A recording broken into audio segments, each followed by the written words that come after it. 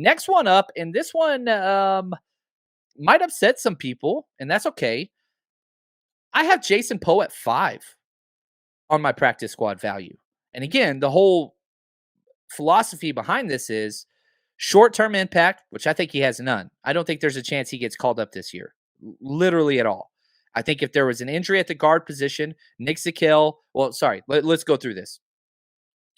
Let's say Burford and Banks are your starters at guard, which they are. Daniel Brunskill would be next. Then Nick Zakelj would be, maybe not Nick Zakelj, but you're pulling from Jalon Moore, who should be playing guard, not tackle. Colton McKivitz, if you've got McGlinchey healthy at right tackle, then Colton McKivitz at guard, which is where he should be playing. Then you got Nick Zakelj. Then it would be Jason Poe. So you can kind of see the delineation.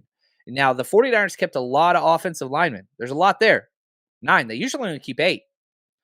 And, it was 9. Then they claimed 10, right? So now they got 10 guys there. What's up, Kev? Love it, man. He says, tapping in for work on my birthday. What's up, man? I love it. He's got me playing in the background. Well, happy birthday, Kev. Appreciate all you do for the community, for all that you're just such a good dude, man. So appreciate the relationship and what you do, and just keep doing your thing, man. Hope you have a great birthday, man.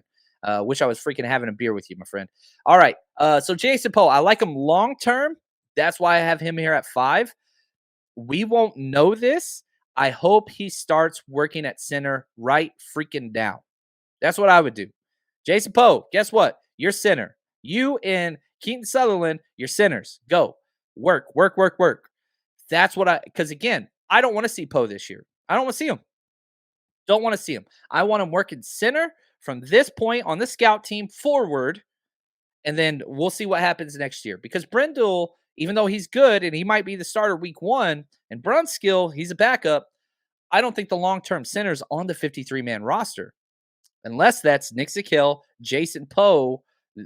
Those are the 2 long-term answers. You got to get those up. 49ers fan for life. If Juice gets banged up, do you think he's called up? I don't. I'd love for him to play some fullback, but we've seen Ross Dwelley do it. Tyler Croft can do it. I think those are probably your options. And then Troy Fumagalli, who I think went unclaimed. He's been doing it as well. And Josh Hockett, that's another spot that could be filled on, that last roster spot. Josh Hockett's sitting out there. So there's some options. Yeah, Poe would be fun at fullback. But I think that they have the value at interior offensive lineman for him.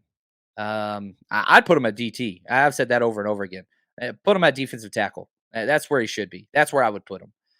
But Jason Poe comes in at number 5. I love the dude. Long-term play. I was screaming. I remember people were asking me and emailing me, oh, is Jason Poe going to be starting over Aaron Banks? And I was just like, who in the world was putting this out there? That made no sense. The play didn't show that at all with the consistency. The tape didn't.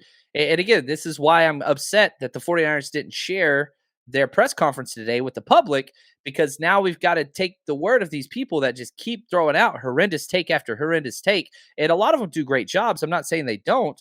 And, I subscribe to a lot of their channels and, I listen and watch their content, but like whenever it's filtered through another source, whether that's me or anybody else included, it picks up extras.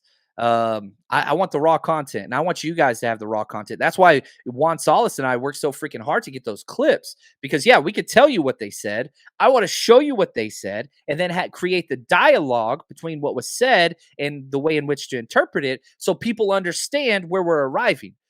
This is, you can go back to lots of different things.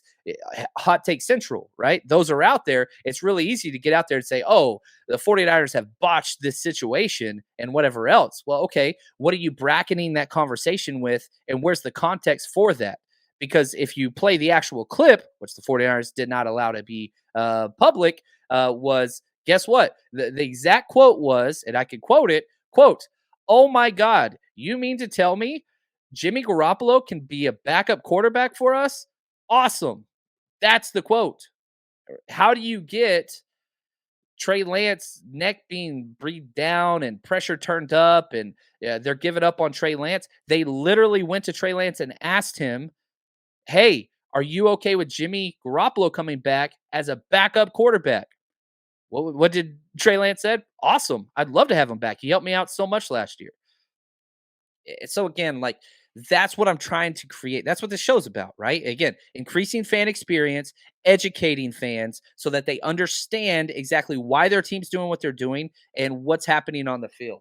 That way game day's better. And if you're just following all this negative energy and they're out on Trey Lance and blah blah, but like, that sucks. That just gives you anxiety and frustration with something that's just 100% fabricated. It's not there.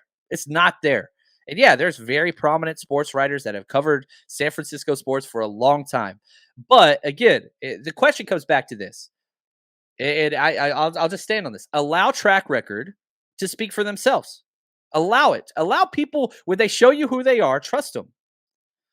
Were they the Mac at 3 crowd, which isn't a bad thing. If they thought Mac at 3, that's great. That's not bad. Were they wrong? Who gives a damn? But they drunk the Kool-Aid, right? Are they the arm fatigue crowd? Talking about Trey Lance's arm fatigue crowd. Okay, well, that's 2 strikes. All right, cool. Now are they the crowd that's saying, they're not sold on Trey? That's 3 strikes, you're out, baby. And some of those people do some great content for entertainment. Don't go to them for Niners education, right? Yeah, you see what I'm saying? Thank you, Shot J. And I'm sorry, I went off on a little tangent there. 49ers Rush Podcast.